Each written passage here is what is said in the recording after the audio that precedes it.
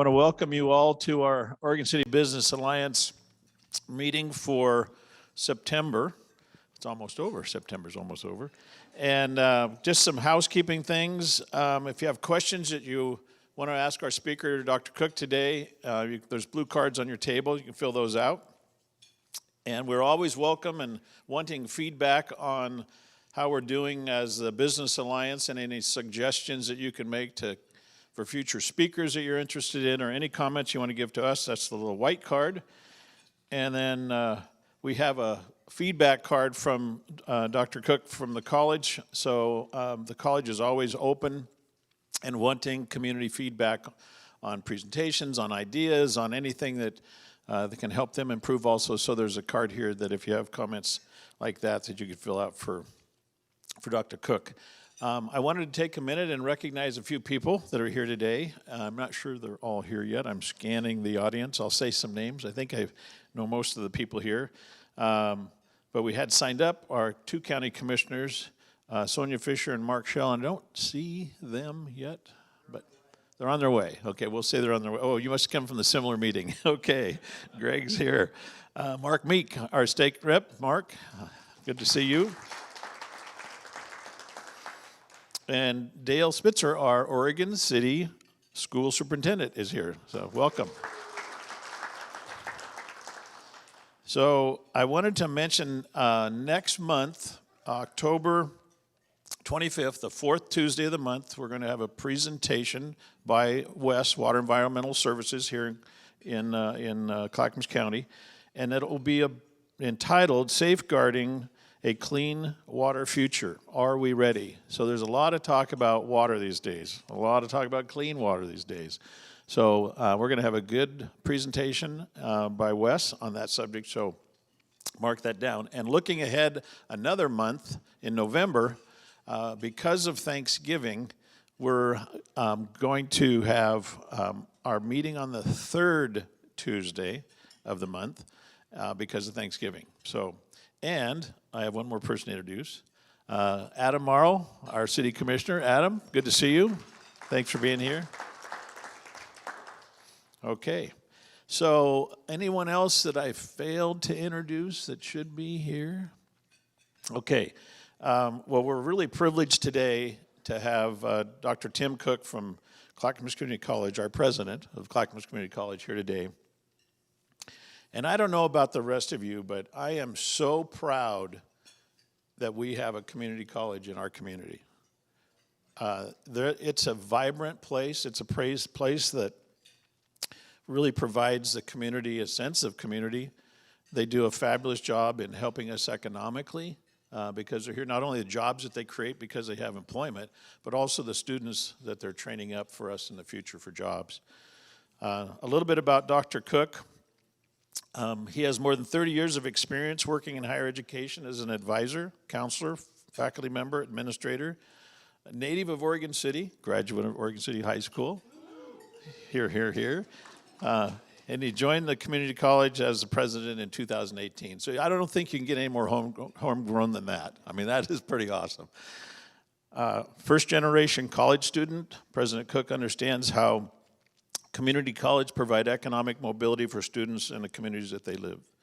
He has a lifelong passion for helping college students achieve their dreams and work daily to remove barriers so students can succeed. President Cook earned a doctorate degree in community college leadership from Oregon State University. He holds a master's degree in counseling psychology from Lewis and Clark College and a bachelor's degree in English from Western Oregon University. Outside of work, he loves to run, and his goal is to run in a marathon in every state. He's about 30 into that. We might get an update on that one. And he enjoys a lot of time with his wife and 3 children. So, Dr. Cook, come and talk to us today. Thank you, Dan. Thanks, everyone, for having me here. I just really appreciate the invitation to be able to talk about Clackamas Community College and where we're headed. Nice to see a number of familiar faces and supporters of the college. And I also agree. I think it's fantastic to have a community college in our community. And I'll say this probably a couple times during the presentation because I say it every presentation. Community is our middle name. and so we would take that really seriously. And so being involved with all of you, with our community is really important to us. As we do this work. So I'm a former teacher, so it's hard for me to stand behind a podium, so I have to move around a little bit. So I'm gonna try to stay. I'm gonna try not to make Matthew's work too hard, as he's, for everyone on Zoom that's watching this there. Hello to all of you that are at home or at work. Yeah, let's get a couple of those things out of the way. So 5th year at the college, which it really flew by. I'm pretty amazed. I'm starting my 5th year at the college. Literally grew up about 3 miles from here. My folks live in the same house that they've lived in for off of Holcomb Boulevard for 50-some years now that they've been there. They're very proud. If you ever see them on campus, they will talk to you all day about how proud they are of me and like the college and everything. So you'll know them when you see them. And then I'll get the running out of the way. Yes, Brian and I were talking. I started a number of years ago this goal to run a marathon in every state, which is a beautiful way, frankly, to see a city. It's kind of a running tour of a city, and that's sort of how it started. I'm about actually a little over halfway through. I just finished number 26 state in South Dakota last month. I'm headed to Cape Cod this weekend to do state 27. So I'm hoping in the next few years to kind of wrap up, and I'll get Massachusetts done. But about 38, I think, total is what I'm up to there too. So you'll also see me running around campus, doing circles around campus. I love to do that as well. So enough of that. Let's talk about the college and kind of where we're headed. So this pandemic has given us all time to kind of think about, where we're going in the future and what that looks like. Certainly at Clackamas, we've spent a lot of time over the last couple of years really thinking about where we're headed and what positive lessons we've taken from this that will inform us for the next 10 years beyond. And so I want to start by examining some of the ways the student and the student experience has changed and continues to change, to put some perspective on it. So I've arranged this talk today kind of overall into 3 buckets, really. Talking about our changing students, talking about the changing workforce and workplace, and then talking about how CCC is changing to meet those changes, to adapt to that. So right off the bat, our students are quite different and continue to change. And so I'll get into some graphs here in a minute that are going to be a little hard to read, but I'll give you the context around them as well. So this last year, all of the public universities in Oregon and all the community colleges went in together and did a national landscape study with a company called NCHIMS, the National Center for Higher Education Management. And we asked them to look at how is Oregon doing compared to compared to other states. How are we doing in graduates? How are we doing in funding? How are we doing in programs offered? A number of different categories. That report actually is not out yet. It'll be out here in a couple weeks. I'm sure it'll get some press and some other things. You'll be able to see it. Pretty comprehensive. It's 100-some pages or something with all the different pieces. So I'm going to show you a few of the what I thought were salient points from that'll inform some of what we're talking there too. So. And I'll get into each of these. So right off the bat, the number of high school graduates is decreasing, and it's not that fewer people are graduating, it's that there are fewer high school kids and students coming up. So my colleague Dale from Oregon City High School is here, and we've got great partnership with the school district, and so I want to be really clear when I talk about these about really what's happening there.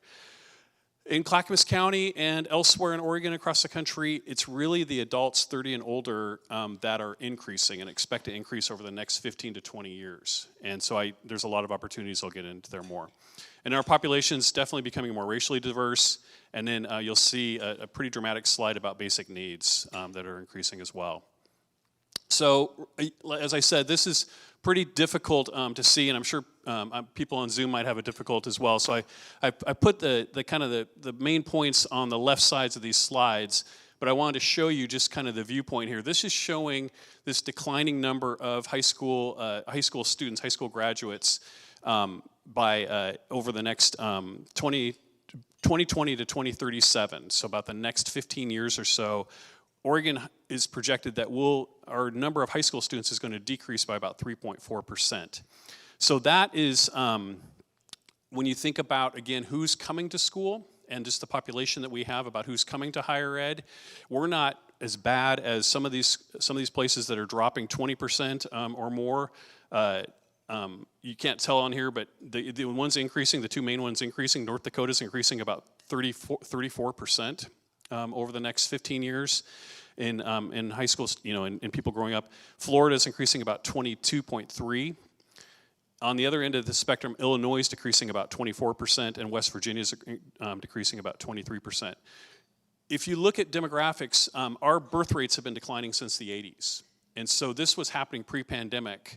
And so what we're seeing now, and if you talk to anybody at the public universities, the community colleges, there are just fewer and fewer students that are that traditional age that are coming through, which is definitely concern, I think, more for the universities who that's their primary population, are 18-year-olds. Our average age is 29, 30, so it's less of an impact for us, but it's still something that we need to pay attention to. This is probably more concerning when you look at this. And this is a graph that's showing Oregon, how we compare to the rest of the country in students attending college directly after high school. And so if you graduate and you go off to college directly from high school, Oregon's about 49, just a little under 50% of our students. So about half of our students go from high school directly to college. The United States average right in the middle there is 60%. And Mississippi, the number one, is 72.5. So almost 3/4 of students in Mississippi are going directly to high school. And then the other end of this, you'll see that Alaska is about 38%. So what this says to us is that Oregon really does not have what we'd call a college-going culture. That's something that we don't necessarily emphasize in this state to the extent that we set up systems, or we set up funding mechanisms, or we find other ways for students to be able to easily go. They come later. Some of them come later, and I'll show you another stat. It doesn't solve all of our issues. But this slide is concerning. When I looked at it, and I was quite shocked actually that how far down we are in the nation about this stat.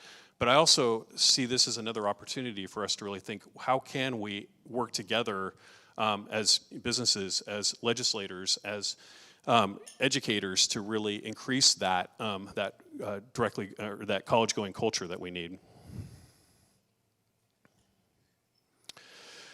Another kind of tricky one here, but this is another way of looking at this.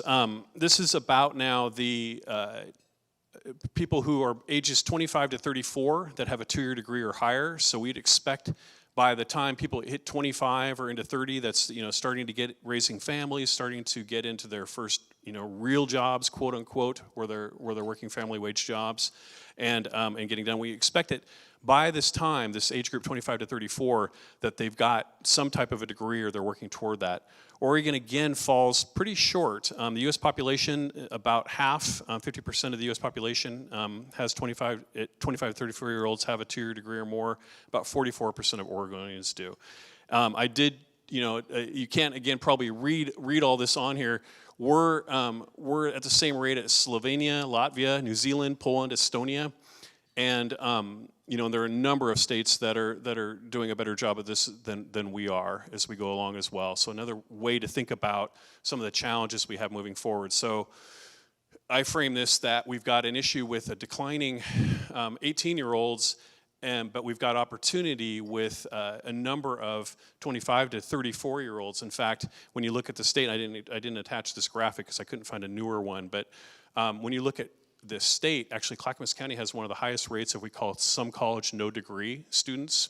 And these are folks that maybe they took a couple classes, maybe they started a degree, and then for whatever reason they dropped out to raise a family, to go to work, and could never finish that. We have one of the highest rates of those folks in the state.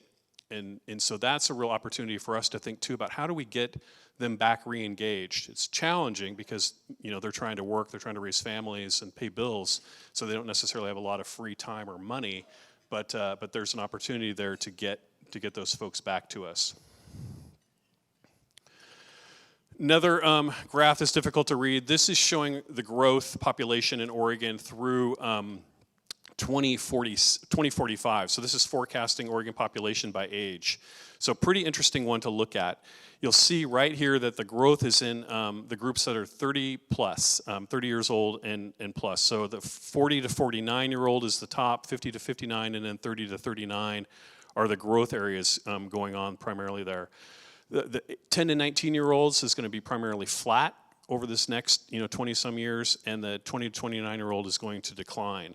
So it's kind of a confusing graph there again, but we want to be really again thinking about who are these folks that are in our community, and how are we reaching out to them in ways that they're going to be able to come and to attend and to work on that. Race and ethnicity.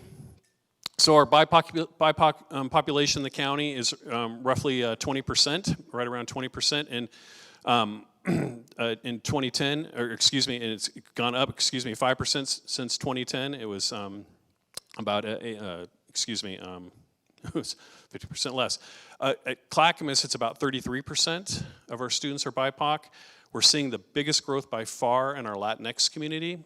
The growth is primarily coming from there, and then people that identify as having more than one race as we grow there too. So the county is growing, the college is growing at a faster rate with diversity there. So that's something too that we're attending to and really trying to figure out how we can again adapt and make sure that we're serving a more and more diverse population here at the college and in the county. This often surprises people, the amount of basic needs that our students are experiencing and what they're dealing with and trying to get a degree. So this survey actually came out in 2019 just before the pandemic, and we have not gone back and redone it again, so it'll be interesting when we do that again this year to see how this has changed. I'm betting that it probably hasn't gotten better. But 59% of our students said that within the last 30 days they'd experienced some sort of basic need insecurity. Basically, that means they weren't sure how they were going to, they might have missed a meal, they weren't sure how they're going to pay a bill, they had difficulty figuring out how they were going to manage in some way over their basic needs in the last 30 days. Almost half had experienced housing insecurity in the past year. That doesn't necessarily mean homelessness. It means that they, for a time, they might have had to miss a rent payment. They might have had to do some couch surfing. They might have had to figure out some way to live that wasn't, wasn't secure in their own housing. And then almost 20%, 19% experienced homelessness in the last year. At one point or another, or chronic homelessness where they're going on. So these were our students, and this is part of we did this as part of an Oregon survey for all the community colleges, and then there's a national center that looks at this rate too, so we can compare ourselves in Oregon, we can compare ourselves across the country as well. And we were not, frankly, out of bounds compared to some of our colleagues in the state, and certainly in the metro area, PCC and Mount Hood had similar numbers to these and the rest. But it's something when you think about, the way I think about this, if you're like me and you went to school as a traditional student, and while I worked my way through college, I was first gen, I had to really get jobs and do that. My job was to be a student. And so I didn't have to worry as much about where I was living, the food, if I was gonna have a meal or not. I had most of that taken care of.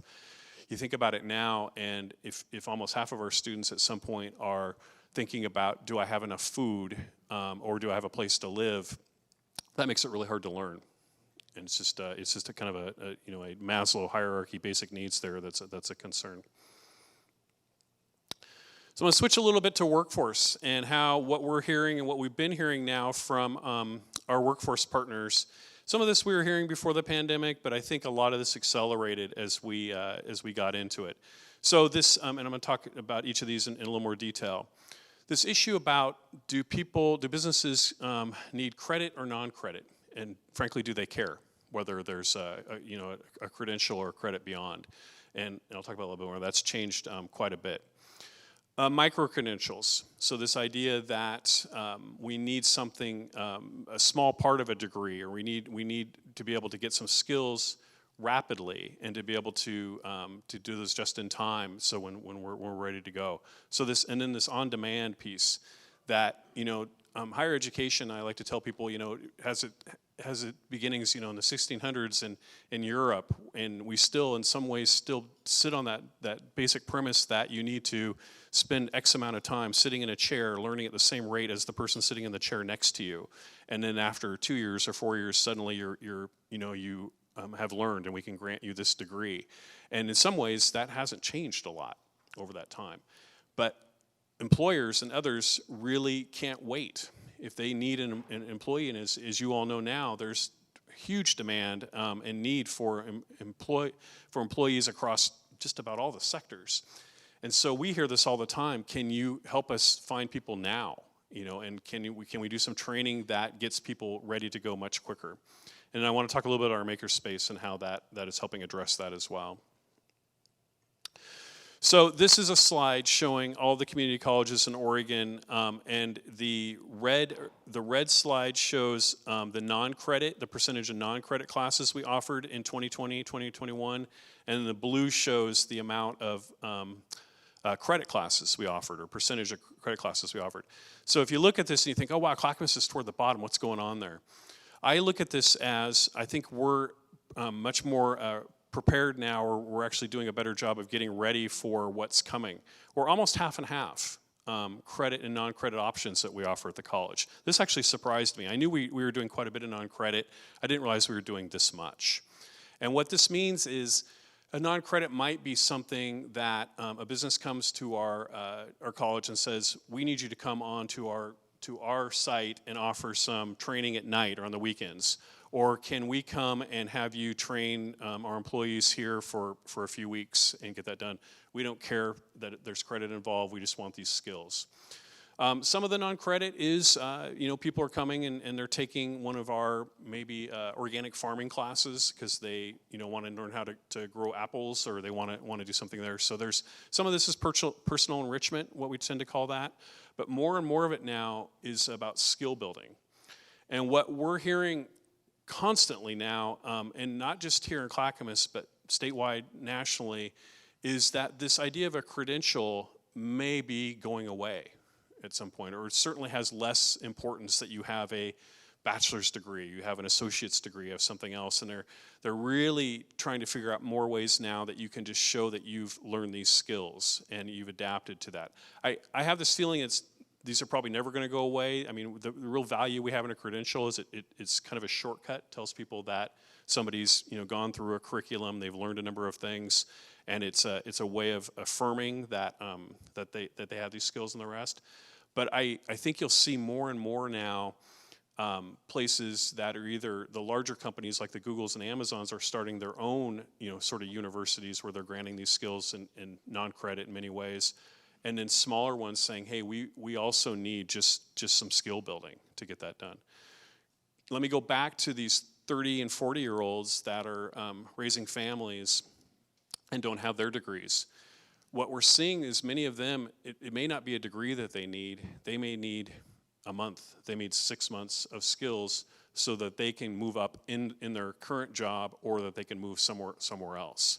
And so we're having to really think, it's not just about how do we pull them back here to, for another year of school to get that done. It's how do we bring them in a way that really meets that need that they have to skill up and get that done. So you'll see, I would predict as we move forward that we may get to a point in the not so distant future where we're offering more non-credit than we are credit classes.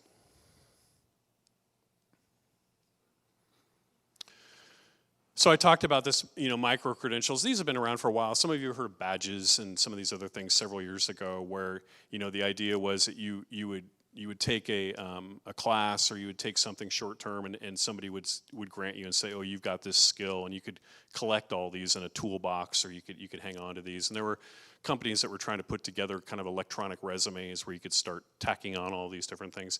That I don't see as much of that anymore as I do folks, again, trying to really think about how do you disaggregate specific programs and information. So I wanted to tell about manufacturing.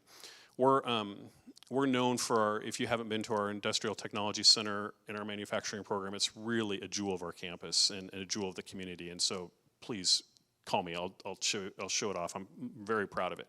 But what's more important about that place is that is the place where we're training students to go off and work in manufacturing throughout Clackamas County and beyond. I'm not, this is not hyperbole when I say Boeing comes in and tries to poach students out of there all the time, and that most of our students in manufacturing never graduate because they're getting jobs way before they can ever get done. So we had this, pre-pandemic, we had this pretty traditional one-year credential, 2-year degree that you would see in most places. And we're hearing over and over again, a year's too long. We can't wait. We need, CNC operators. We need people now, and we need them yesterday. So our faculty really went in there and disaggregated a bit and pulled out and did some short-term training programs, some with the high school, where the high school is coming over and getting some short-term training, and then some would just, we got some grants with people going into the workforce who were able to give this entirely away for free because we got funding for it. That within less than 3 months, got a micro credential as a CNC operator, could go out and work in the industry. And then what we always ask our business partners to do is say, hey, can you create opportunities for them to continue? Because what we don't want is them getting stuck there. They got a really nice paying entry-level job, but in 2-3 years, they're gonna need to upskill and get that more. So we're really good about customizing and going out to the businesses and doing that work, or inviting them back in to help them get that done as well. But they continue to really look, as we in manufacturing, as we look at advanced robotics and AI and advanced manufacturing, really looking about how do we pull out these pieces of it, and so we can give people what they need just in time, so that they can get the work that they need done.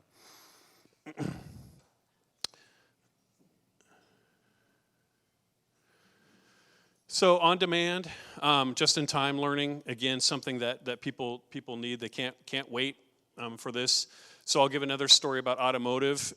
Beginning of the pandemic, within 10 days, prior to the pandemic, 10% of our classes were online, 90% were face-to-face. Within 10 days, everything was online.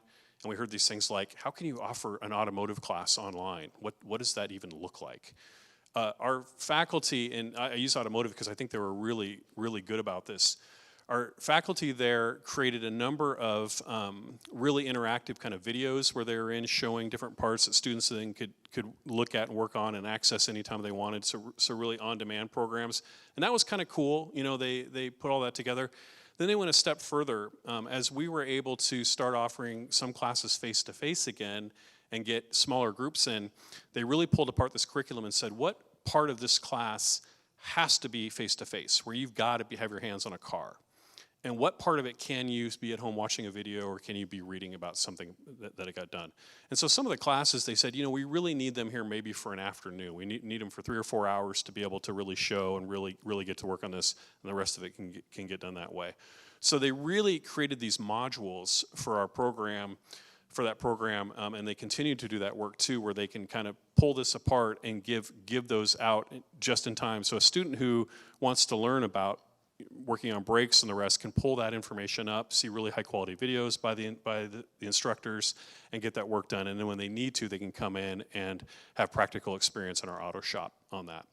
I added electric vehicles.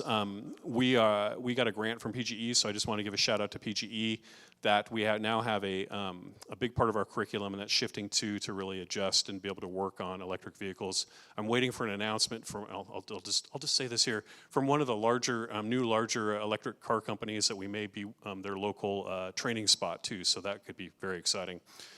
Our Small Business Development Center, I think Rob Campbell, our director's online, at least he was sending me some things here. Rob said, I want to be the Netflix of small business development. And he is won some awards statewide for the work that our SBDC does here in Clackamas County. And more importantly, they've developed curriculum that they're using locally, but now is being used throughout the state. A lot of that is around being able to take some construction, some other tests in Spanish that they've put together, and some of the training around that. And it's being used, and we're essentially being able to sell that and use that statewide on demand when people need it rapidly. So a really, really good example of how they've adapted, and in turn the college has adapted as well. And then just a shout out to our makerspace. I've been before talking about this. Some of you have toured our makerspace in the ITC. And this is another way that we're really trying to help upskill people in ways that are much quicker. And it just really fast again, because I know there's more to talk about. But this is a space that we have that there are essentially 3 rooms. One is an advanced space that has 3D printers, laser cutters, robotic welders, a lot of really fun high-tech things that any of you in this room could come and play with after we made sure you were safe and didn't lose any fingers. But you could come and use those items. And then we've got another room that is more traditional machining, so lathes and mills and CNC. And then we've got a wood shop that actually is one of the hardest things for people to find anymore, is actually a wood shop with the tools. Those have really gone away. And so our programs use those spaces all the time for training and for work, but then on weekends we're turning those into community space. And so people can come, they can get trained, they can come use these. So whether you're a hobbyist and you're trying to, you want to make something, or you've got an idea for a small business and you want to try to prototype a product or something like that, this space is available. And so it's a great way, again, for people to get upskilled or to use new technology where maybe they didn't have that opportunity before. And you want to know more about that, I'd be happy to talk with you about that piece too. So how are we adapting? How are we changing? And I would say I'm going to talk about this in the way of, in terms of our partnerships, our work with K-12, our work with our universities, our businesses, and so on. So there's a picture of me where they gave me a sledgehammer and let me break a wall in our new student center a couple years ago. Again, and then a picture of last year's graduation. So as we think about education in this post-pandemic world, there are a number of challenges and a number of opportunities, and I hope you've heard me talk about some of the opportunities, and I want to talk about some of the challenges.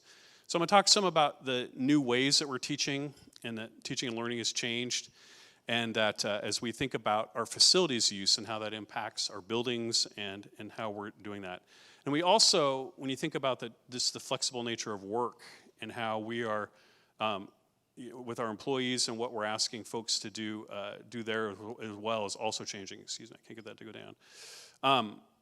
Whoops, I went too far. So, couple things. We spent the last 6 months working on a campus concept master plan with the goal of really examining all of our facilities, all of our instruction, looking at the next 10 years. So you have comment cards or listening cards, and I'm hoping that before you leave today, you'll jot a few things down and help us as we're thinking about this, what you'd like to see the college doing in the next 10 years. And that could be anything from a specific program to a way that we're offering instruction or some other idea that you have that you want us to know about. We've had focus group surveys. We've looked at all 3 of our campuses, Oregon City, Milwaukee, Wilsonville, and really thinking about how we adapt, how we offer different modalities, how we offer different learning spaces, and what this potentially means for partnerships for us as we move forward. Oops. So let me do some terminology, because this stuff gets thrown around, and I like to at least be clear about what we're talking about. You may have heard about these things called hybrid or high flex classrooms as we move ahead. Hybrid instruction has been around a while, and hybrid instruction is essentially you do part of your class online and you do part of it face-to-face. And some research seems to indicate that's one of the best ways to learn. If there are things that you need to read and think about, you can do those at home when you have less distractions, and then you use your time in class to really talk about concepts that you need an instructor there for and you need to work through. High flex is a new thing that people are excited about, and the research is kind of mixed right now, so we'll see how it plays out. High flex sounds really cool. You would go into a classroom and there'd be technology there like we have here that either we can, I can talk to all of you and we can have a class, or there are people online that are learning as we're doing this. So in some ways this is a high flex situation right here, although that in this situation the people online would be able to send in questions and ask questions as well. And then it's all recorded too. And so if you missed, for whatever reason you couldn't be in person or you couldn't be at home watching this, you could watch it later. So it sounds like best of all all worlds, where no matter what, you're going to get this instruction. Students are interesting. You know, you design these things for them, and then they kind of do what they do. The first couple days, they're there, they're learning. After that, you just don't see them. You know, they maybe pop online some, or maybe they'll watch it later. We don't really know. And it's too early to really see if the outcomes are as good as some of our other classes, but we're certainly trying to offer those opportunities. Additionally, I want to talk about synchronous online. Synchronous online is if we're all sitting there on a Zoom class at the same time, 10 o'clock on Monday learning, so we're having the synchronous instruction. And an asynchronous where you could be on at 2 a.m. looking, you know, reading through or watching a video and replying as well. So there's, I just want to make sure we're clear on all those different ways of thinking about this as we move forward. So you would think, or I should say, I thought, as we came back out of this pandemic, we kept hearing over and over again, oh gosh, I hate online. I really want you to be back face-to-face. I really want face-to-face classes. Every meeting I went to, people said, so how much are you back on campus? How much is face-to-face now? I get asked that all the time. And so as going into this fall, we really, what I would describe as said, let's offer as much as we can face-to-face, and let's really get back to doing this. So we build our schedules about 6 months ahead of time. So last May, we put out our fall schedule, for which we started yesterday. And students voted with their feet. Twice, 2-to-1 ratio, they wanted online classes. And so all of these face-to-face classes we've been putting together and trying to run have no students in them, or have a handful of students in them. And so we can't afford that. And so, you know, the dance we have to play the last couple of weeks before class opens is, do we switch it to online? Do we cancel it? What do we offer as we get that done? So it's been a real interesting challenge as we've done that. And so I included some quotes here about maybe some of the reasons why students are saying that. It's like, please keep online classes. I have really bad anxiety. They help me out a lot. I dropped out of school at 15. I'm 38 now. During the pandemic, when everything went online, I was able to bring myself to get my GED online and enroll here at CCC. Or I find that online works better for me. I can go over lectures whenever and however many times I need. I can take classes without affecting my job, and I can learn at my own pace. Or I enjoy taking online classes because it's convenient and fits my schedule. So our biggest challenge right now, frankly, is getting that mix right, and I'll show that a little bit more. But what we also heard, and this is, I think, interesting as well as we kind of think about our campus of the future, is they need opportunities to get together and connect. So they might have liked online because it was more convenient, but they really missed being together and opportunities to be together. So this, now more than ever, we're starving for some sort of in-person interaction. Restaurants, hospitals, courts have all adapted to physical constraints brought on by COVID. Why can't colleges do better? More outdoor common areas, upgraded indoor ventilation, well-coordinated meetups. Online courses are fundamentally lonely. Options for class meetup in person would help others and I greatly. I'll just tell you, and this is completely anecdotal, we opened yesterday, and there were students across the campus, faculty, staff, everybody. It just felt good. The energy felt really positive. But we were missing a lot of people. I mean, there's a lot of people still online, or you walk around and somebody's in their office because they're on a Zoom, you know, they're teaching on Zoom or something else. It's weird. It's just different about how we're trying to sort this out and trying to figure that out about what people really need. But as we think ahead, there is this really clamor now to, you know, what is a campus for? If I'm having my classes online or some of them online, are there places on campus I can pop in and do that? Are there other reasons for me to come here and be engaged that way? Or can we do these outside? Can we do them in different opportunities? So these are just some pictures of some of the things that we're thinking about. This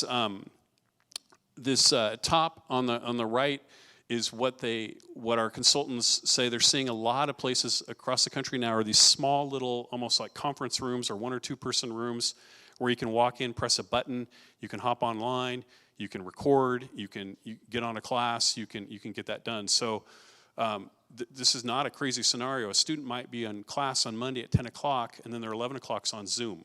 And I don't know how many of you have had to like take a Zoom call in your car. I have to do this all the time where I'm running from a face-to-face meeting to an online one and I'm like, oh, I didn't budget that well and I need to sit down in my car and on my phone. Students and staff have said we need more of these spaces where we can just pop in and get this done. And then collaborative spaces, so you're seeing, you know, this kind of just smaller, again, spaces where they can get that done. We were able to, in our remodel of our student center, create a number of those just onesies or twosies kinds of places, and I already noticed they're being used all the time as we think about, again, sort of where we use space and redesign that. So, what part of our work, again, is we're trying to figure out what is going to be the mix. I mentioned this. A up here is pretty much what we have for fall this quarter. So, if you're going to ask me this question, you don't have to now. I've answered it, or I'll answer it. 46% of our classes this fall are what we call fully online classes. 10% are this hybrid or high flex. So that could mean anywhere from maybe 1 day a week you're going to class to maybe, you know, you're going to class every couple weeks, and the rest of that might be online or have that option. And then 44%, almost the same number on the other side, are fully online classes. And I would not have said that to you a month or 2 months ago had we not seen that data. I would have said, oh, we'll have much more fully in person. It's just that, again, is how they were voting. So B and C are models as we think ahead to the next several years, and they're, you know, none of these are, you know, we'll land on something, but these are things we're thinking about. What is the appropriate mix, and how will you know, that play out, and what people will need. Additionally, we're having conversations about what's our right size. The college traditionally has been around 20,000 students a year head count, and then around 6,000, 6,500 FTE, 7,000. During the recession, where everybody comes back to school, we were actually getting up to 28,000 and upwards of 8,000 FTE. But as we look ahead and think about the changing nature of higher ed and what that looks like, we're having real discussions about what really is realistic for us. We're still down about 25% from the pandemic. Most of that has to do with people are working, and when you've got a job and you're getting paid $20 an hour, and we say, why don't you come and pay tuition and pay everything else and not have money, we're losing that argument. And so that's primarily what the issue is. The sort of secondary issues are around childcare and some other barriers that are keeping students from coming in. But this is another area that we're really trying to think about. What size do we need to be, because it also helps us inform what types of facilities and buildings that we're needing as we move forward. A couple other cool things I just want to highlight. I won't show these videos because I want to hear from you and talk with you a little bit here. There are a number of virtual reality and new kinds of ways to learn. And so our EMT program, there's a video here of our ambulance that right now, when our EMT students are practicing, they have a whole drill where one of the students fakes a heart attack in a building, and they go running in, and they get them out on the gurney, and they get them into our ambulance, and they drive around campus with the lights on, and they come back, and they take them up to the nursing lab, and it's kind of fun to watch and get that done.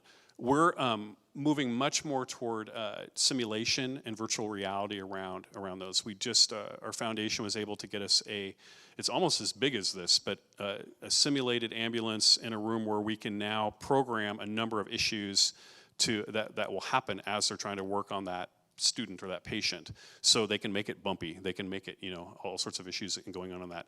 It lasts longer. It's something that we can adapt to. These ambulances actually break down. We have a couple of them break down a lot. They're used old ambulances.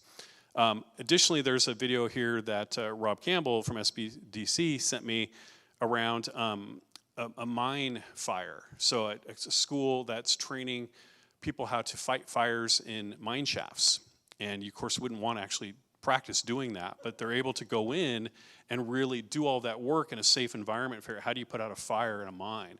So you think about us and wildfires and some of the rest of the things that we're training people to do as we think about virtual reality and simulation, about opportunities to really do that work. You'll see more and more. For a long time, we've done simulation with, we've got really advanced, and now I'm going to forget the name of them.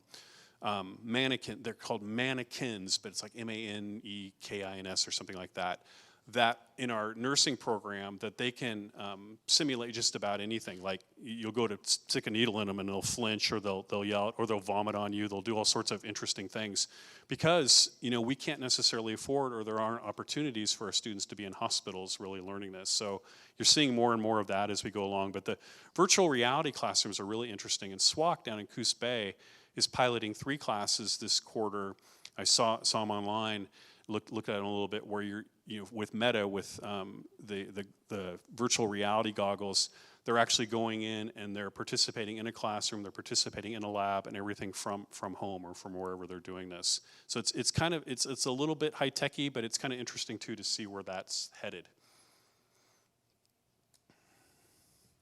So all this to say, we are getting ready for a bond in 2024.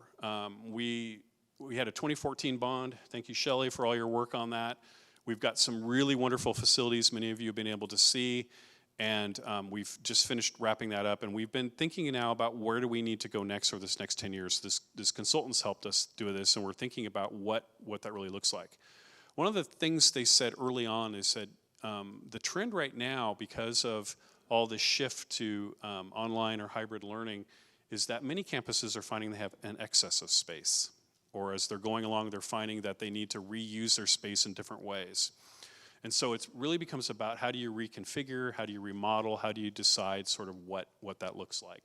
So that's really the conversation we're having a lot. I don't want to say that we might not come out and decide that we need a new space for some particular kind of workforce learning that we need people to be at.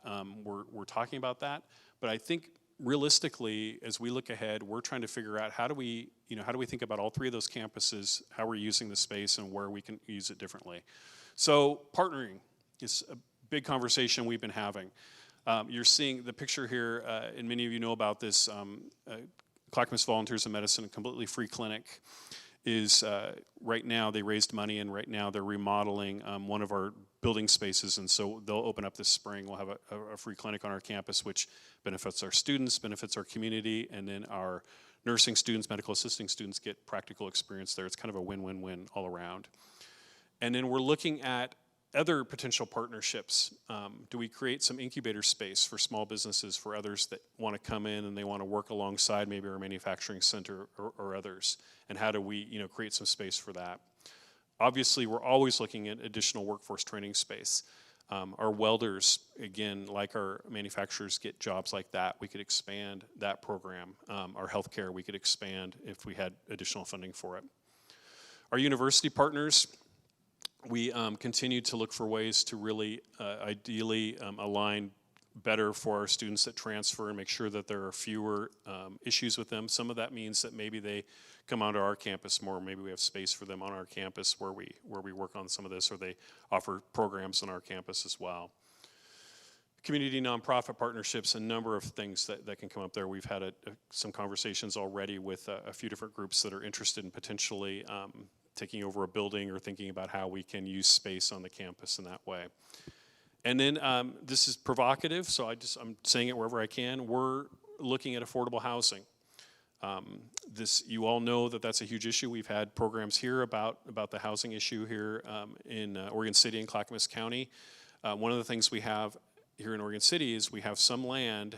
We don't have money, but we have some land that we could work in a public-private partnership and do affordable housing. It's not dorms. It's not Animal House. We're not setting up like a dormitory and the rest. We're really trying to figure out how do we help be part of the solution with some of the housing issues and the affordable housing issues. And we're not new. This isn't new. PCC is doing it right now. Columbia Gorge just opened one. Some of the other rural community colleges have been doing this for a while. And so we're exploring that pretty seriously, I think it's fair to say, trying to figure out what's going to work best for us. And then I mentioned earlier childcare. Childcare remains, again, one of the biggest barriers for our students being able to come and go to school, affordable childcare. So we've had a childcare program, a training program for years. We just this last year started offering it entirely in Spanish, and those classes filled up immediately, so we expanded those as well. We offer, the YMCA offers childcare on our campus, so does Head Start. We're trying to figure out how to support that. But we're trying to think larger about how do we really help help address that issue here in the county. And then for a while we've been talking too, and you saw some of my slides about aging population. What's our responsibility and what do we do on campus, but also training for elder care and having opportunities then for folks to be involved that way as well.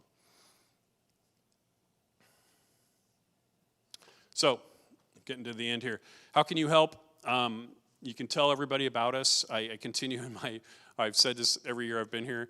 I continue to hear we're the best kept secret in town, and I really don't want to be a secret. So just tell people about us. I'm happy to give tours. We give tours to show what we do. Support our bond legislative requests as we go out and really talk about how to keep college affordable and how to really address some of the issues around that. Internships remain one of the most viable ways for our students to get real experience, real workforce experience, and it's more and more difficult. I understand it. Small business in particular can't give up an employee to train somebody else. They need them on the floor working or wherever working, and so we're trying to figure this out. This last one, this point about that we don't have this college-going culture, I like to think here in Clackamas County we could really tackle that together and really think about that. When I look at, and I'm not picking on Mississippi, but I guess I kind of am, and they're at 75%, college going. What they've done there is they've come together, and because I've seen some of these models in Texas, Mississippi, and others, where businesses, where legislators, where educators have come together, and they said, let's make this simple. Let's make it really easy for people to come and get what they need. Oregon Promise is good, but it's still, there's a number of hoops, there's a number of challenges, and the issues with the Oregon Promise that it's underfunded, and frankly, it's not going to the people who need it. And so thinking about those types of programs or other ones that we can get through and just make simple and remove some of those barriers so that people think, oh, this is a place I can go. And again, maybe it's a short-term program for some, it's a longer for others, but really helping people think about that is important. I have to always end slides talking about, or presentations talking about our students, because I think that's important. It reminds me again why I do what I do, and I hope all of us. So I've got a couple just students here that I want to show. Jasmine here says the affordability and relatively smaller community and campus made the transition from high school to college life much more digestible. Helped me feel much more prepared when it came to subsequently transferring to university. I forgot to mention this earlier, but you may have seen it got a little bit of press. Clackamas Community College was ranked number 20. By a company called Wallet, and 20 community college, number 20 out of more than 1,200 community colleges in the country. So that's pretty good. I'll take that. And it was around affordability and around our completion and retention rates. So that's what we do. It's what we do well, and we're proud of that and work. And so seeing Jasmine again come up and talk about that too is important. And then Elias, I'm grateful for my education at CCC. I have nothing but positive things to say about the college. Instructors were good, enjoyed being on campus, and I'm thankful for the scholarships I received. Working in law enforcement thanks to my degrees from CCC. Lots of these I can share. So I guess I'll close before I open for questions. I'm not sure how I did on time. Oh, it looks like I'm actually kind of right in there. So you didn't have to cut me off because I want to hear. I get this question from time to time as we think about this idea, is brick and mortar going away? Are we going to have a need for these buildings and the rest?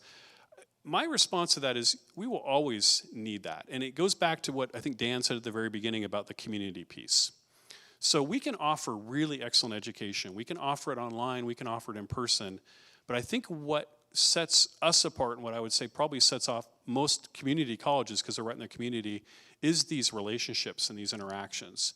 So when we look at what makes people successful, it's being able to really come together, to be able to really solve these problems and figure that out.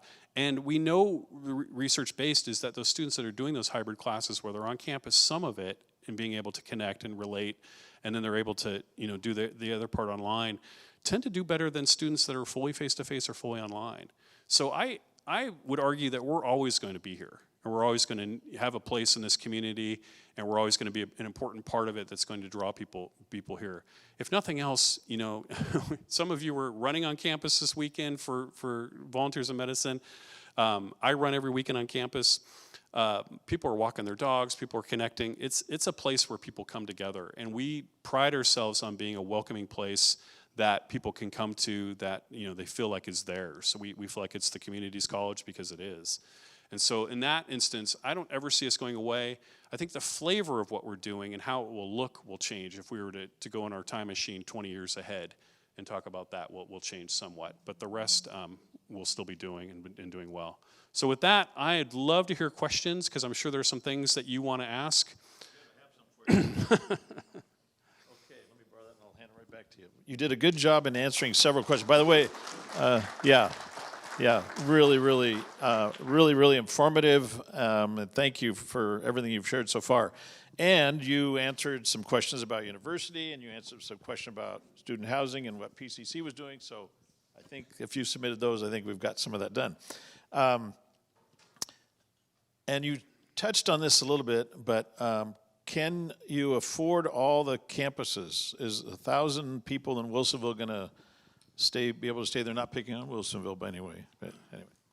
Well, I will pick on Wilsonville a little bit because that is a great question. So if you go to our Oregon City campus, it's pretty. I think it's pretty easy to see what we do there. We're really known for our horticulture programs, our manufacturing, and then we have a lot of other, or in our theater programs. I mean, there's a lot there that people see. Harmony people go to, and they know that that's our healthcare. And we've got, nursing, and we've got medical assisting and dental assisting and the rest. And we offer general classes there for people that are, closer to Milwaukee and the rest. But it has a clear identity. When I say to people, what do we do at Wilsonville? Everyone kind of goes, I don't know. So part of this planning and part of what we've been doing, we've been meeting with businesses in Wilsonville. We did a summit in June and really started talking about what is the work that we do there. If you go to Wilsonville during the day right now, it's kind of a ghost town. If you go at night, you can't park anywhere near it because all of our apprenticeship programs, and people don't know this about Clackamas Community College, we educate more than 1,400 apprentices every year. Everything from painters to tapers to plumbers. They're all working during the day because that's what an apprentice does, and then they take their classes at Wilsonville at night, and it's hopping. But we're really trying to figure out what do we do with it during the day? What's the ROI? How can we relate better to Westland Wilsonville High School students that are coming through there? And so to answer the question, can we afford all three of them? If we're doing it right, if we've got the appropriate mix, if we've got those programs right, I believe we can. And particularly as we think about growth and where things are at, I would not want to lose that sight. And I definitely see growth opportunities in Milwaukee for that campus. Okay. Has the Oregon City School District has the Clackamas Academy of Industrial Science program. Has that caused, or do you think that has caused some of the decrease in the students at the college because they can graduate and go straight to work from there? No, in fact, I would say that that's a model for how to do it. So we articulate really well. Oregon City is the model, Oregon City High School is the model for how to do this well. I didn't mention this, maybe I did, 19% of our students are high school students. And many of them are taking those classes in their high schools, so at Case or at the high school because we've certified their teachers to do it. We save families and kids every year over $3 million in tuition. It's amazing. And what's better than that even is some of our students come out with a year or more, some close to 2 years of college credit by the time they graduate high school. And they're more likely to complete high school, they're more likely to complete college. So it's fantastic, we should do more of it. Case is an example of how to do it right because we work closely with them and align all of the curriculum. They're on our advisory boards, those faculty are, we're on theirs, and it's just easy, it works really well.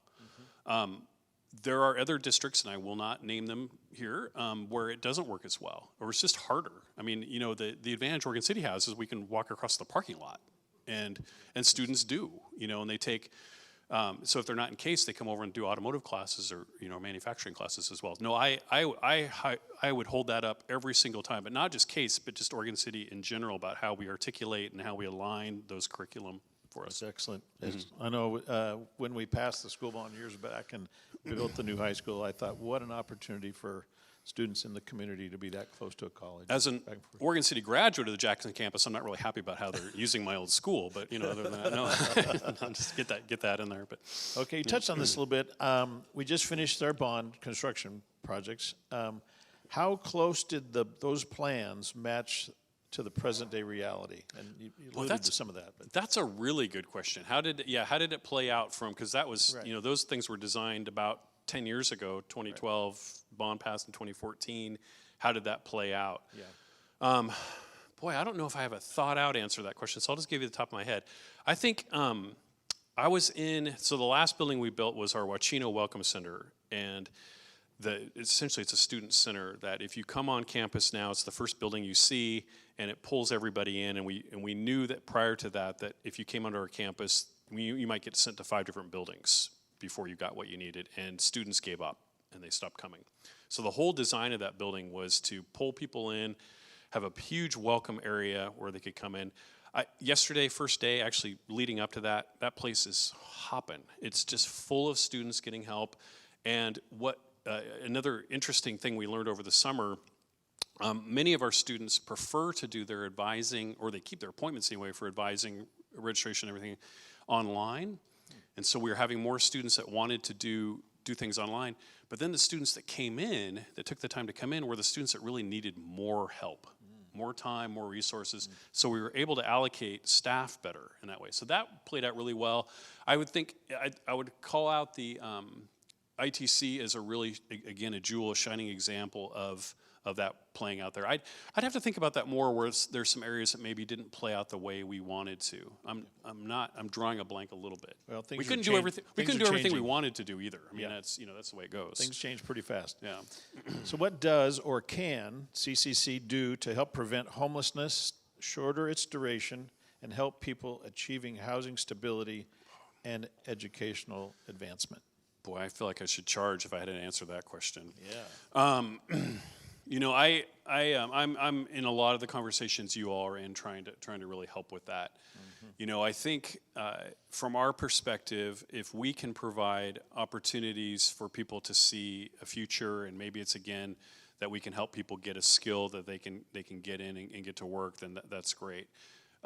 In the meantime, I think places like this free clinic and some other things that we're trying to do to help stabilize some of this is going to be something that we can help out with. I will not stand in front of you and say I have the answer to that question. I'm as interested in figuring out as everybody else is, and love to be part of those conversations, and where we can use resources that we have or support that, I'm happy to do it. Okay. How are we doing on time? We got a little bit more? Okay. Okay. So this is a little bit long, but I'm reading this first part because it sets 3 questions up. Okay. Recent data in Oregon student skills shows that the state as a whole saw standard test passing rates plummet in areas related to communication skills, thus leadership skills, and math skills. They fall from 43.6 to 30.4 respectively. In other words, 60% of the students are failing reading and writing, and 70% are failing math. Here are the questions. Okay.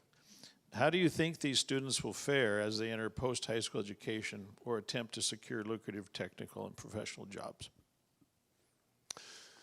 Yeah, how will they do? So we've been talking about that, and knowing that while overall these numbers are declining, we expect to see an influx of those students that have dropped out or disappeared, or whatever word you want to use for that haven't been able to kind of complete that. Mm-hmm. So we're talking with our folks that do adult basic education, GED, adult high school diploma, and the rest. We haven't seen a dramatic increase in those numbers yet, but we're anticipating that we're going to have to do a lot more skill building classes than we've had to do before.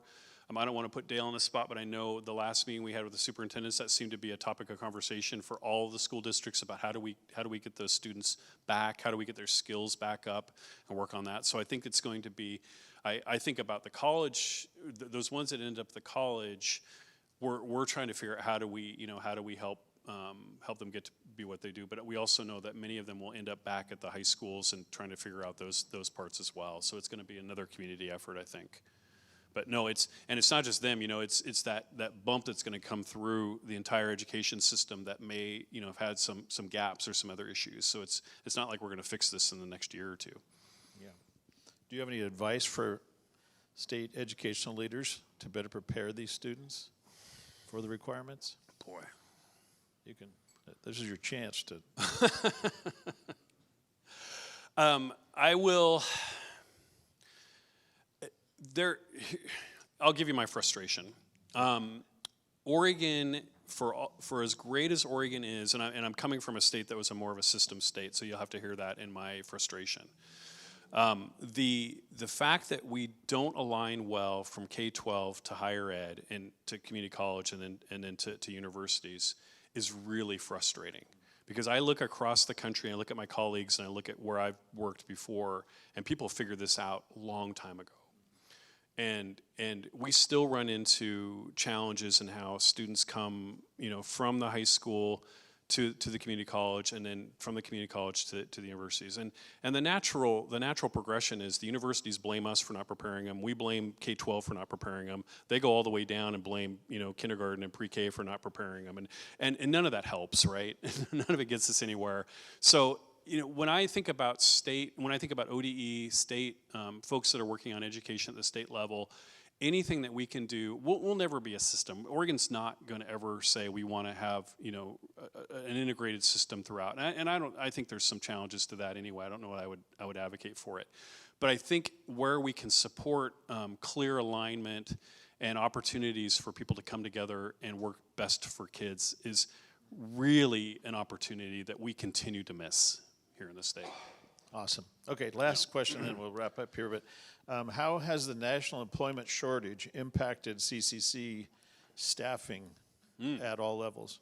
Yeah, that's actually something that we're seeing now. We didn't see it for a while, and we're starting to see now there are a lot of opportunities for people to go, and we've lost some really great employees in the last couple months to they've frankly been kind of poached from some other institutions. Oregon State is on my list because they keep swiping some of our staff, and I graduated from there. But there's I wouldn't say people are leaving because of the Great Resignation so much as there are just so many opportunities for people to grow and move up, and I've lost a couple folks that I would love to keep, but we just didn't have a place for them to go at the moment, and so it's impacting us. Okay, thank you very much. Thanks again. Great Yeah. job. Great. Wow, we've got a great community college president. I'll just say that.